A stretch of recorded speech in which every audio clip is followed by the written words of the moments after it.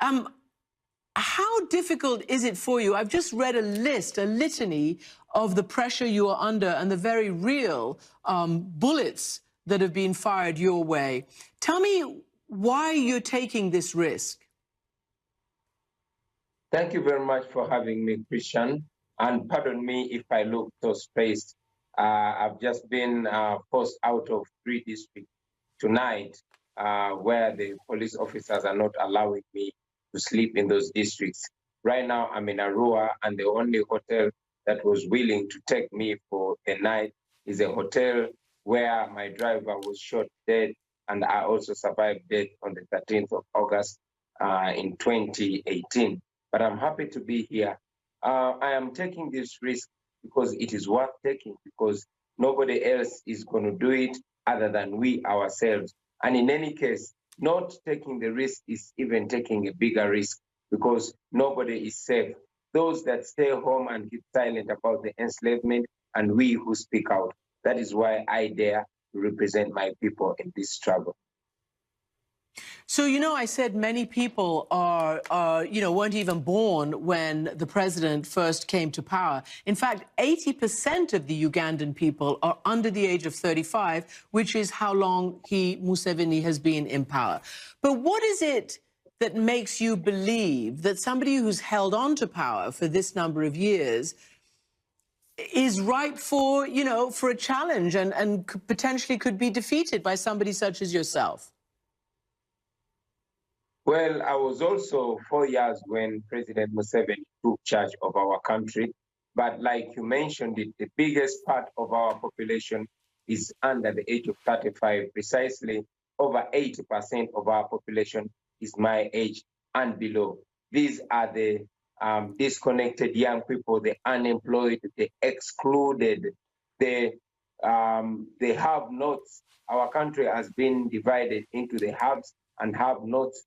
So these are the masses looking and searching for a difference, searching for better, searching for change, but most importantly, wanting to be free in their country, wanting their voice to be heard. That is the constituency that I am representing. What gives me confidence that we can overwhelm the dictatorship is the history, the recent history in Africa. The young people did it in the Gambia. The young people did it in the Sudan. The young people have done it all through history. That is why I believe that if we stick by the law, if we come out massively and vote, we can be able to overwhelm the dictatorship of President Museveni, and for the first time in our life, also have a taste of true freedom. So, look, I've interviewed the president several times. The last time was a few years ago, admittedly. But he insisted to me that the opposition is free to operate in his country. This is a little bit of what he said.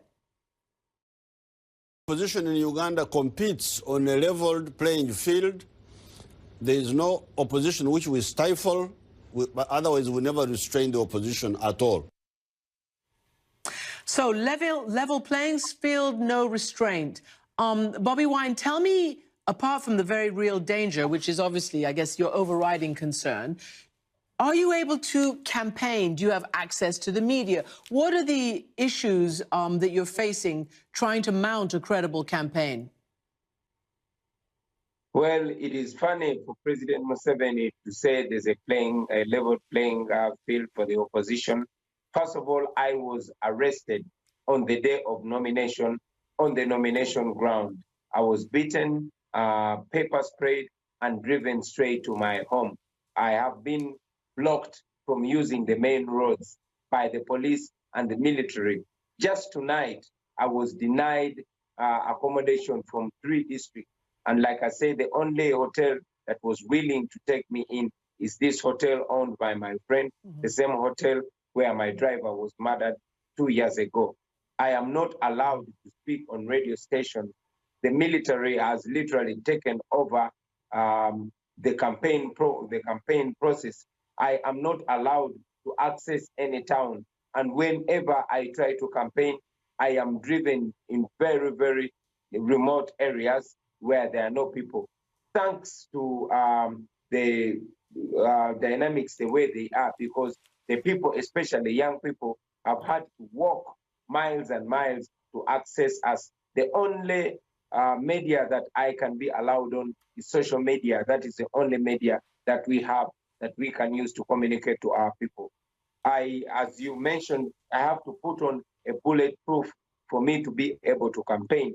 I have survived 2 assassination attempts in the last 2 weeks, where bullets have been shot in my car, on the tires and in the windscreen. Tear gas canisters are thrown at us every time we are tear gas and brutalized and even shot with live bullets by the police and the military.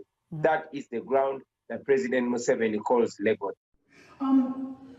Bobby, let me ask you this because, you know, I just wonder whether you think the January election is going to be free and fair. And if not, what do you think the recourse is? You know, we've seen what happened in Belarus a few months ago. We saw the international community, the EU, you know, make some noises, but not a massive amount has happened there. We've got a new president and a new administration coming into the United States. They say they're going to put human rights back, certainly somewhere centrally in their foreign policy. What do you think the US, what are you calling on the United States to do? Because let's not forget, the president is a very close ally, has even visited the White House. First of all, I know that already the election is not free and fair. We are only going into this election as a protest vote, because we know that the people of Uganda, even amidst intimidation, even amidst harassment, they will come out and massively vote. And yes, I am sure they are going to vote out President Museveni, because 35 years is just enough. My only plea to the United States and the entire development community, the entire international community, all the development partners, we have always been calling upon them to put the observation of human rights and the rule of law as a precondition for cooperation here in Uganda. We know that the United States has a very strong partnership in Uganda. We receive over $100 million a year to work with security. But again, this is the same money that is being used to murder people, to oppress Ugandans, and to abuse human rights. Just over 2 weeks ago, more than 100 Ugandans were shot and killed for showing support for me, for coming out to protest, and yet it is within the law to protest peacefully. We do not have any guns, we do not have any stones, but we are being attacked brutally by the police and the military that are armed to the teeth. People are being slaughtered every day by a president that takes pride in murdering people. Just the other week, President Museveni came out and confirmed that he indeed had ordered for the mass murder of people of Uganda. So we call upon the United States to put the rule of law and observation of human rights as a precondition to cooperation, and to also call to order President Museveni, who seems not to listen to any other voice apart from the international community and precisely the United States of America. I'm just going to put their position before I head to another question. The government says that you were arrested and you've been, you know, well, I mean, I can say harassed. They say stopped because you're quote unquote breaking COVID rules by campaigning. But I want to ask you this. You call yourself, or you're known as the ghetto president.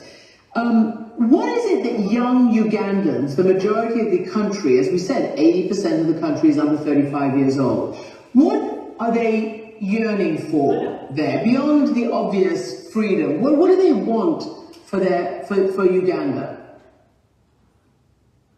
Young Ugandans are yearning for freedom of speech, for freedom of expression. They are yearning for the basic human rights. They are yearning for the right to live. Young Ugandans are yearning for the opportunity to determine their destiny. It has been 35 years of stagnation. Young Ugandans feel like they are first world brains stuck in a third world country. And indeed, they believe that they don't live in a third world country. We only have third world leaders. Young Ugandans are yearning for democracy. They want to live their full potential. They feel like they are not living their lives. They feel like they are being enslaved in their own land. they want democracy in the real sense of the word. It is, of course, extraordinary that 35 years ago, Museveni took part in the rebellion that brought down the dictator Idi Amin. And here we are 35 years later. Let me just ask you very quickly and finally, are you afraid for talking to us, for making this international interview now? Well, yes and no. First of all, I am afraid because the majority of the people that have spoken out in Uganda have ended up dead or ended up in exile or in prison. So I expect the worst anytime. But again, I'm not feeling afraid because I know that the international media is one of the factors that have kept me alive. I know that no matter how ferocious a dictator President Museveni is, he is afraid of the international community. He knows how all the dictators have ended up in the past. He has been close friends with Mugabe. He has been close friends with Omar el-Bashir. He has been close friends with Muammar Gaddafi. And he knows how all dictators have ended. And what matters most is the fact that what is happening in Uganda is actually being projected on the world screens. So it is scary to talk to, but again, it is safe to talk to you at the same time. You're being very brave, Bobi Wine, and invite the President on to put some of these issues to him. Thank you very much for joining us.